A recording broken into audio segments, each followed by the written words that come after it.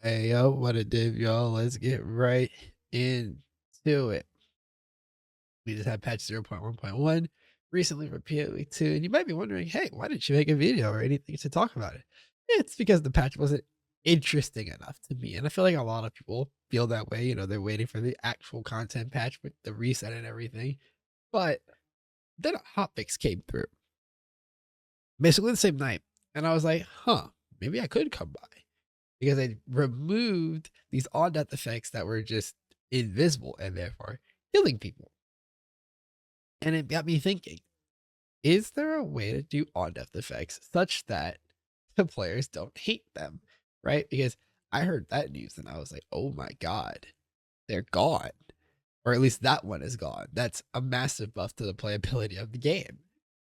So today I want to talk with you guys about the role of an on death effect, how you come around to having on death effects. Do they actually do their purpose successfully? Is there a way for them to do what I would deem to be their purpose without them colliding with our desire as players to have fun? Right? Let's go ahead and get into it. This question has to start from, what is the purpose of an on death effect, right? How do you actually decide that on death effects are the solution to a problem that you're having? What problem do you have to be having? Well, let's go back in time, right? When I was younger, right? Way younger, on Modern Warfare 2 online, for example, right? Hanging out, and you're getting absolutely destroyed, right? Like I was bad at games back then. That was a little bit too close to the beginning of my gaming time, at least on console, right? So back then, I'm bad. I'm getting ran over. Then I find out about this thing called martyrdom, where even though I can't beat the guy at a regular 1v1, I die, the grenade drops, they die, I get a little bit of something, right? The genesis of the on death effect, at least in my life, has been placed, right? Everybody's first encounter with on death effects might be a little different, but this is a general idea of being able to interface or beat something that is, in fact, outperforming you in the quote regular way to interface with one another. So now if we port that understanding over to say Path of Exile, for example, right? Both 1 and 2, the on death effects are there because it is a way for the game to interface with our characters, considering that our characters are just a little bit strong at times and just start blasting through the game. Now, we'll talk later about whether or not it's a good or a bad thing. This is how they solve the problem, but this is what they're doing, right? They need to find a way to present tangible threat to us as players. The easiest way to do so is through the enemy that you just killed still having a little bit of something to say about that. That's the problem that's being solved, right?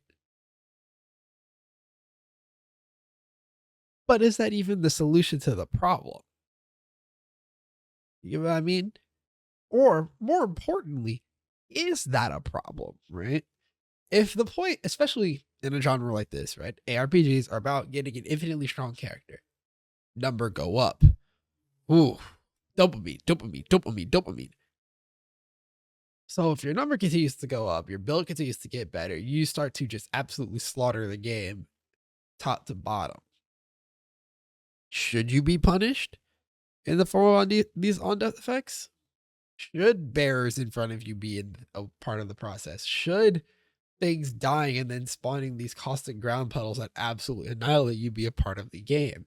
Should these things be dying and then explode for about half the size of your screen? Should you be slaughtering things in Torchlight Infinite and then the devil goes off and there's just a bunch of projectiles everywhere? That's for you to decide, right? But I'll posit my answer, which is yes. I think it's actually a great solution to the problem. It just isn't fun, right? It is probably the only mechanical solution available to the inevitability of power creep, right?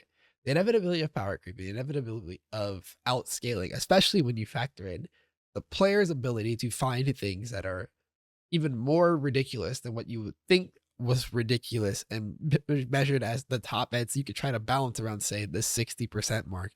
If, the player base is too adept at finding things such that that benchmark you had in mind is now like the 40% mark, the game becomes rather easy. You have to ask yourself, is it fun for them to just mindlessly go till the end of time with no real threat, nothing to make them feel like they as a player are progressing or their character is progressing? And the actual answer is, weird enough, the on depth effects give you something to work towards, even when you've outskilled the game in every other metric, right? When you're putting a character together in PoE, for example, sometimes part of that solution is just, can my build shatter to remove a significant portion of things that could do things on death, right? Or, in some cases, people are making those really beefy characters. A part of the benchmark used to just be, can I live the lightning mirages? Is that a thing that I can tank? Can I, eat a couple bearers, right? They create new benchmarks that are new goals, both gear and player wise. So you actually do need to have them in the game because you're removing something that creates adversity for the player, and adversity in the game for the player usually leads to innovation, character improvement, and just general player improvement. You have to keep it that way, even though, honestly, it kind of sucks. This begs the question, though. If I believe them to be so integral to the game, do I think, why do I hate them, right? I truly do believe on death effects to be important, but they suck because they take me out of the flow, right? That the reality is that they are often tuned very aggressively, right? Tuned in a way such that it really, sometimes you will be punished for only one of them going off, right? Pretty sure we've all had an experience with porcupines where you just hit some and then about 2 or 3 of them go off and instantly kill you, right? Even though the pack had like 11 of them, it was just like 2 porcupines sent you to God, right? Or, that one big exploding boy, right? Whatever it may be, we've had those moments where you just realize that's not really a statable situation. That's just a hands situation. And so then it becomes a matter of, game by game, do you feel like you are afforded the ability to deal with it? Right.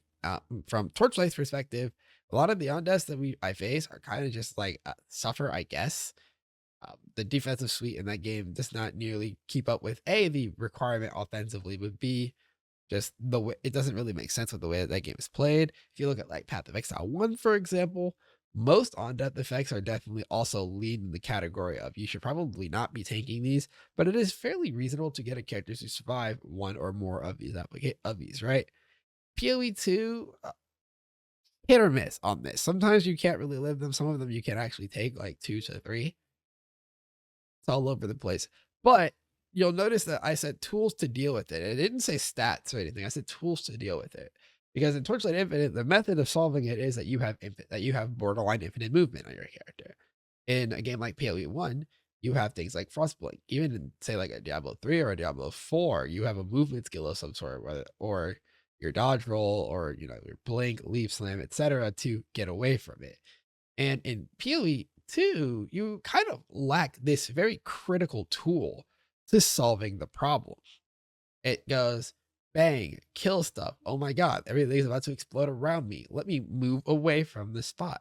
And well, PoE 2's movement options are extremely lackluster unless you own it like a Temporalis.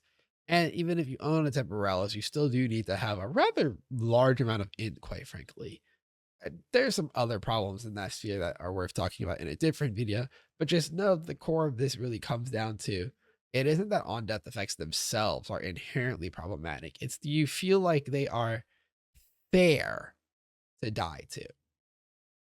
as fair as they can be, anyways, right? Again, much like martyrdom for Call of Duty, no one likes dying to an on death effect. That's never what we're going to get to. You're never going to hear somebody go, you know what? That was a really cool death. That was awesome. Like, no one's ever going to say that about dying to an on death effect. But at least they can reconcile with it if they felt like they had the chance to counterplay it, right? That's why it's always frustrating when they do too much damage or when they aren't telegraphed well enough or when you basically just can't even see them in the case of what was happening with this like shattering issue, right? So, under all of the above, let's put it together. What would make an on death effect actually good? Movement, right? The reality is that on death effects in PoE 2 suffer from two actual problems with the design of PoE 2. Because on death effects are a solution for other games. They're for games that have speed. They're for games that have flexibility. They're for games that have mobility, right? Even if you look at like a Souls game, for example, there are not very many monsters like period in a Souls game that have any sort of like after effect when they've died. That's reasonable. It is a game that primarily focuses on close combat and lacks a extensive suite of mobility outside of the very smooth and more calculating nature of hand-to-hand combat mobility, right?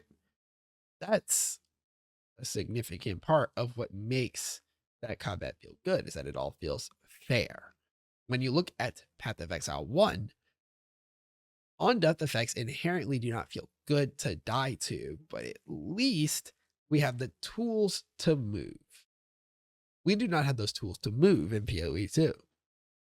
And the other half of this is that in a game like PoE 1, in a game like Diablo 3, in a game like Torchlight Infinite, in Diablo 4, in Last Epoch, to an extent, in Last Epoch anyways, we have more than one life in an instance. Dying to that bullshit does not affect what we are doing, right? It does not have a cost to us in that world. At least the first time you die, right? One death to a bear in PoE1 is fine. You still have 5 more portals to go through. But one death to a bear in PoE2, and that's your map. That's all the investment that you sank into it just gone, right? That's the mechanics that are gone, etc. Which gives us the full picture. On death effects can only be healthy in a world in which a character is both able to outplay them and not overly punished for dying. And I think both of these statements have to be true in order for the relationship with on death effects to not be extremely toxic between players and the game itself. And that's all from me. Let me know what you guys think in the comments down below. Maybe you disagree. Maybe you're like, the on death effects are the greatest thing ever. Or maybe you think that on death effects just have no place in gaming, period. Get them out of my game. I'd love to hear your opinions down below. Please do so. Also, like the video, subscribe to the channel if you want to support it, see it grow some more, right? I really enjoy yapping like this, and I appreciate you guys listening to me. Thank you guys for watching. If you guys want to hear more of these thoughts elsewhere, I do have a Twitch and a Discord in the description that you can go to. Hopefully I'll see you guys there. And if not, I'll see you guys in the next video. Peace.